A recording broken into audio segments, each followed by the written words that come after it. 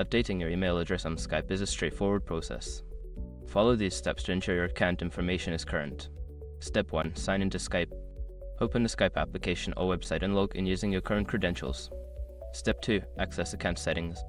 Once logged in, navigate to your profile or account settings. This is usually found by clicking on your profile picture or name. Step 3. Find email address section. In the account settings, look for the section that displays your email address. This may be labeled as contact information or similar. Step 4. Edit email address. Click on the option to edit or change your email address. Enter your new email address in the provided field. Step 5. Save changes. After entering the new email address, make sure to save your changes.